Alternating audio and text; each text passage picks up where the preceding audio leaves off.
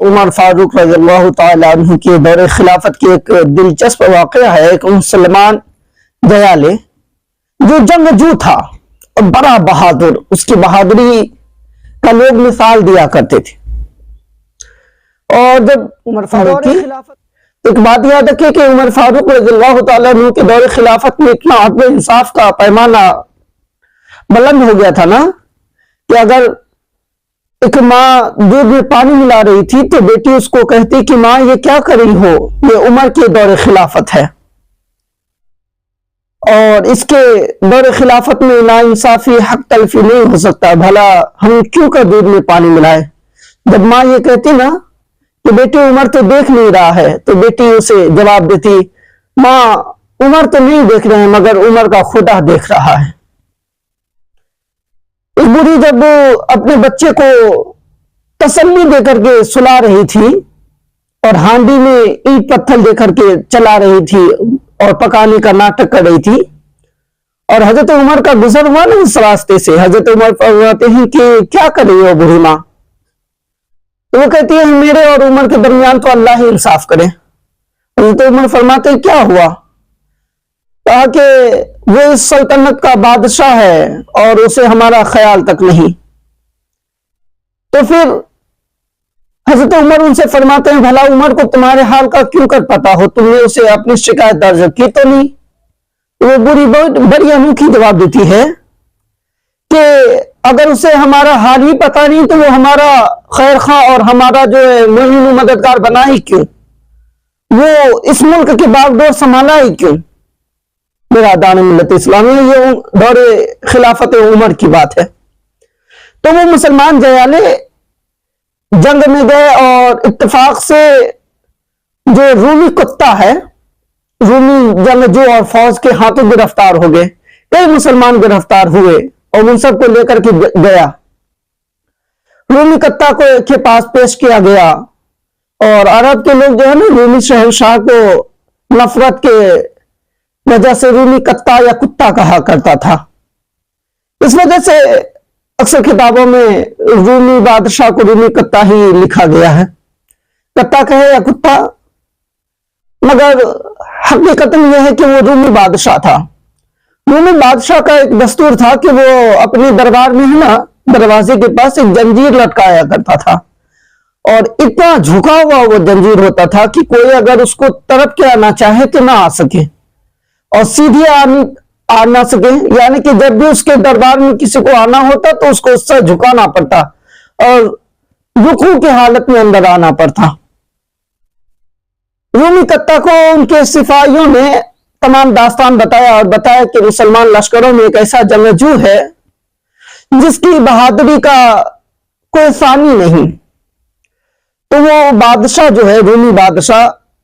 اسے طلب کیا اور کہا کہ اسے بلا کے لاؤ، میں بھی دیکھوں وہ کیسا ہے اور اس کی حوصلہ کیسا ہے۔ برادران ملت اسلامیہ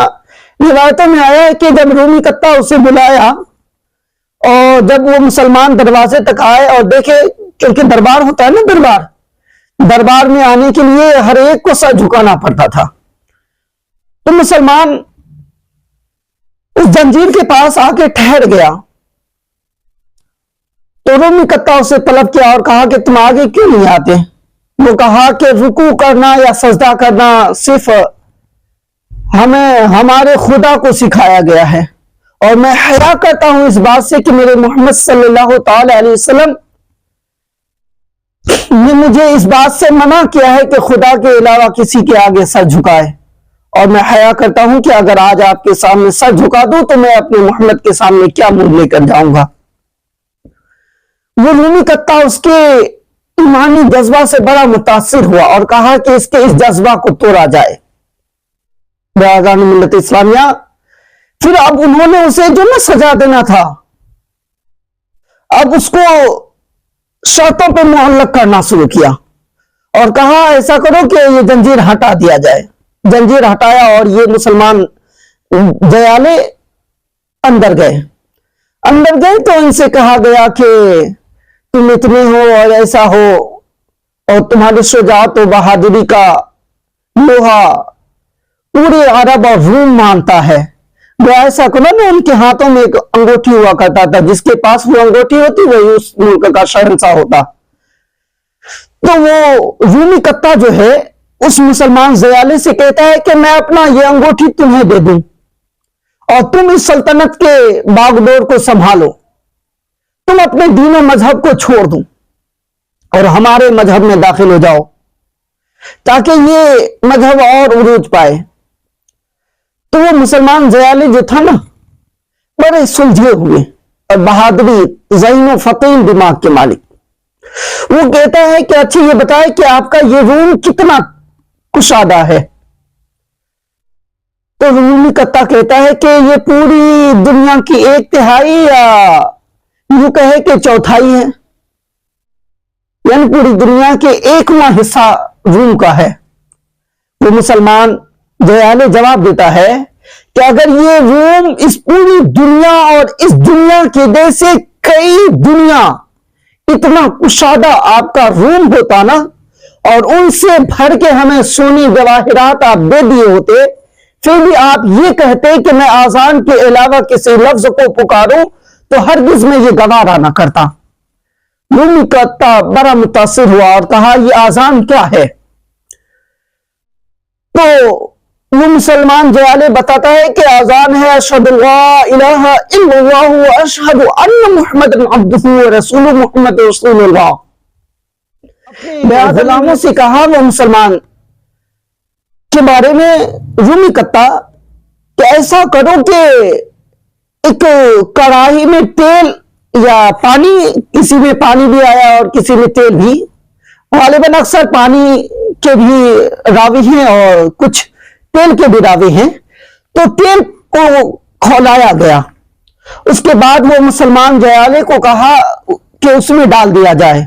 مسلمان زیالے کو اس پانی میں یا تیل کہیں اس میں ڈال دیا گیا۔ یہ مسلمان زیالے اس پار سے گئے اور اس پار سے نکل گئے۔ وہ رومی کتا اور وہ تمام لشکر اور سپاہ سالار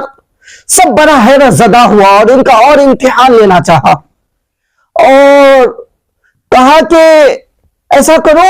اگر یہ ٹوٹے تو توڑ دو، اور اگر نہ ٹوٹے نا،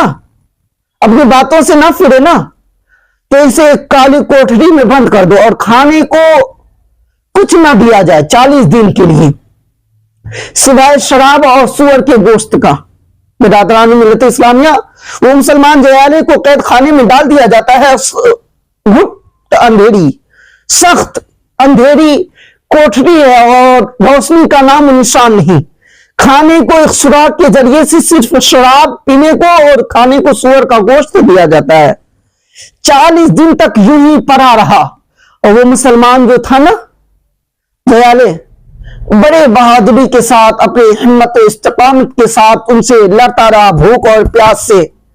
40 دن گزر گیا اور پھر 40ویں دن دروازے کو کھولا گیا۔ وہ رومی کتا بھی آیا، ان کے غلام بھی آئے، ان کے سفیر بھی آئے، سب نے دیکھا اور دیکھا کہ جتنا کھانا یا جتنا شراب اسے دیا گیا تھا نا اسے کھانے کو، ان میں سے ایک بھی لقمہ یا ایک بھی گھونٹ یہ مسلمان زیالے نہ پیا ہے، نہ کھایا ہے۔ وہ رومی کتا حیرت زدہ ہوا اور کہا کہ یہ تم نے کیسے کیا؟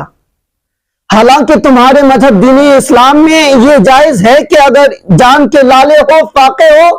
تو شراب کو پانی سمجھ کے یا حرام کو حلال سمجھ کے کھا لیا جاتا ہے، اور یہ تمہارے دھرم منع نہیں کرتا ہے۔ یہ مسلمان زیالے اس بادشاہ سے کہتا ہے کہ ہاں یہ تو جائز ہے کہ جب جان کے لالے پڑے اور جان کی ہلاکت قریب ہو تو پھر حرام کو حلال قرار دے دیا جاتا ہے ہمارے دھرم میں، ہمارے مذہب میں، مگر مجھے یہاں پر اپنے جان کو نہ بچانا تھا، بلکہ تیرا جو غرور و تکبر ہے نا مجھے توڑنے کا، اسے اور زیادہ غضبناک کرنا میرا مقصد تھا۔ گویا اس لیے میں نے حلال ہونے کے باوجود بھی میں اسے کھانا گوارا نہ کیا، اگرچہ میری جان چل جاتا، مگر تمہیں توڑنا اور تمہیں اور غضب نہ کرنا میرا مقصد تھا۔ برادران ملت اسلامیہ، رومی کتا ان سے اور متاثر ہوا اور کہا کہ ٹھیک ہے، تم اور تمہارے تمام لشکر جو ہمارے پاس قیدی بنا کے آئے ہو، ان سب کو میں رہائی دے دوں گا اور ان سب کو چھوڑ دوں گا، فقط اتنا کرنا ہے کہ تم مجھے سجدہ کرو، फकत तुम सिर्फ एक सजदा करो मुझे और तुम्हारे साथ तुम्हारे तमाम कैदियों को छोड़ दूंगा, सबके साथ तुम जा सकते हो। बिरादरान मिल्लत इस्लामिया, ये मुसलमान सिपाही कहता है जब मैंने तुम्हारे दरबार में झुकना गवारा न किया तो सोचो कि सजदा करना ये रब्बे इज्जत के अलावा और किसी को जायज ही नहीं, मैं वो कैसे कर सकता हूं। बिरादरान मिल्लत इस्लामिया, फिर वो जो रूमी कत्ता था वो कहा कि अच्छे चलो तुम मुझे सजदा ना करोगे तो यूं करो कि तुम मेरे पेशानी को बोसा दो, ये मेरे हाथों को बोसा दो, हाथों को चूम लो मैं तुम्हें छोड़ दूंगा, कदमों को चूम लो मैं तुम्हें छोड़ दूंगा। तो फिर वो मुसलमान दयाले कहता है कि सुनो, मेरे मजहब में हाथ को चूमना सिर्फ मां की या अपने बाप का या अपने उस्ताद का है जो अदब के वजह से चूमा जाए, उनके अलावा और किसी का हाथ चूमना जायज नहीं है। गोया तुम तो एक काफिर हो, तुम तो एक मुशरिक हो जो खुदा के अलावा किसी और का पूजा करते हो। भला मैं तेरी ताजीम और तकरीम और तेरा अदब क्यों करूं और तेरा हाथ क्यों चूमूं, ये मुझसे गवारा ना होगा। चाहो तुम मुझे फांसी का सजा दे दो, चाहो तुम मुझे मार डालो, चाहो तुम मुझे जो सजा दो, मगर मैं तेरी इताअत हरगिज नहीं कर सकता। मिल्लत इस्लामिया, ये दस्त की बात आई है ना